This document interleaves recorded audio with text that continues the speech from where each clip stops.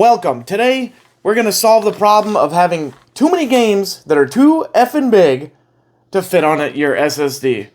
Currently, in my PC over here to my right, I'm running a SATA SSD. It's a terabyte Samsung 970 Evo or something, which is a great SSD to have, but overall, it's just not big enough for today's games anymore.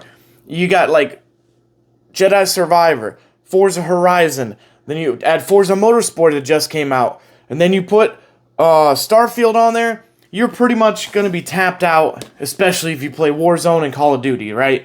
So, we need more space. I got a 4 terabyte Crucial P3, 3,500 megabytes per second transfer speeds.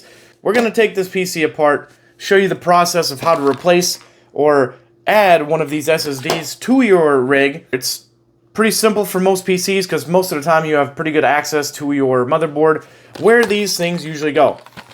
Other than that, you might have to look out for the GPU kind of blocking some stuff, so you might have to remove that. Just be careful with the power cables and your PCI Express slots. But let's get this moving along and take it apart. We gotta shut down the PC. Back here on the height Y60, you have a flap and a little thumb screw. So you just take the thumb screw off and then the panel pops right out. We just removed the side panel and we need to make sure we power down the computer the rest of the way. In order to do that, we're going to go behind the PC, back here. Hopefully you guys can see that. If not, just look back here. There should be a power switch. Turn it off. And then your PC should power down completely. No more RGB on. Press the power button a couple of times to make sure all the electricity is out of it. And then we're going to remove the GPU right there next to that ASUS symbol. That's where the other SSD slot is. We're going to have to get down and dirty and get that other SSD cover off of there and put the new one in there. So let's go. Okay, so we did only have to remove the 3080 out of there and the HD60 Pro capture card from Elgato. Now here's where our SSD is going to go, right here. So we're going to have to take out those two screws. We're going to need a smaller screwdriver for that. We'll grab our little Work Pro screwdriver set.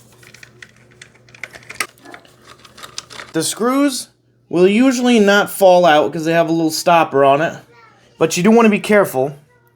The other thing you're going to do is remove your thermal pad film like that. This is your SD card slot for your M.2. And then you have 1, 2, 3 different lengths you can put in. So we found a hopefully suitable screw that can go in here to hook down the SSD. Because it should be like this. It's raised up off there because you have a bunch of other stuff that is just hanging out there. Like magnetism. You can get like a nice electronic screwdriver too that's magnetic. See, because that would have been it. I would have dropped it right there. So obviously, I'm just keeping pressure on it, on my finger.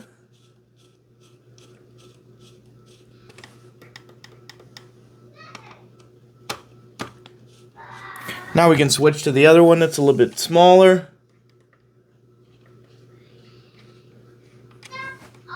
Okay, we don't have a lot of pressure on it.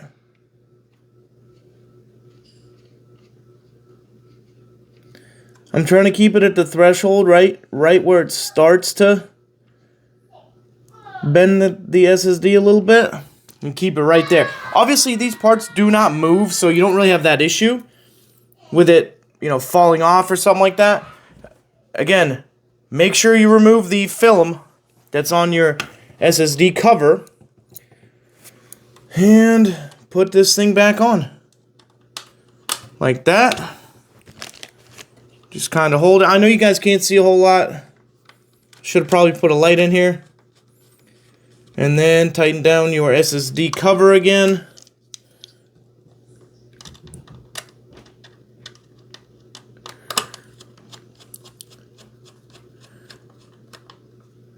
And those you just want to make snug.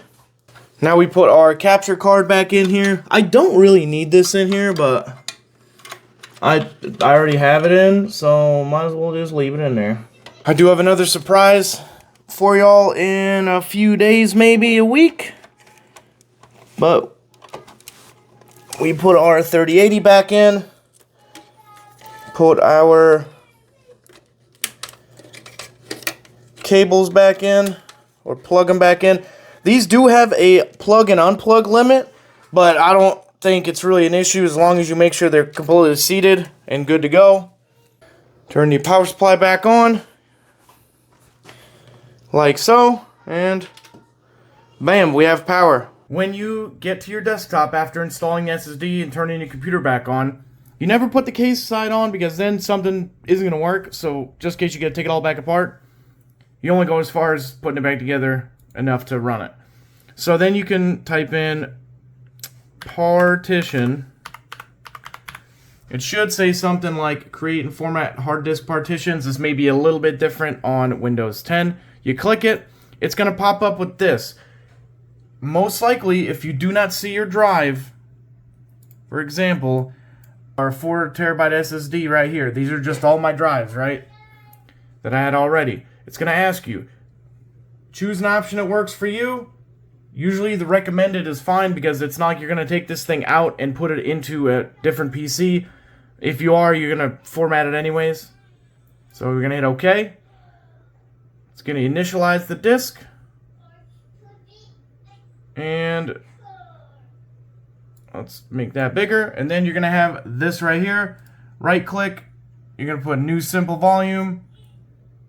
Next. Just leave that as the entire amount. So these two numbers should match unless you want to make it 2 or 3 different drives. I'm going to leave it the same for now. Hit next. You're going to assign it a drive letter, whatever you want. You can pretty much go with A through Z minus a couple letters here and there that you already used. Next. New volume. I think I already have one called Games. So we'll just name it Games New. That way we can change that later. Next. And finish. Then it will give you a partition. Not now for whatever that was.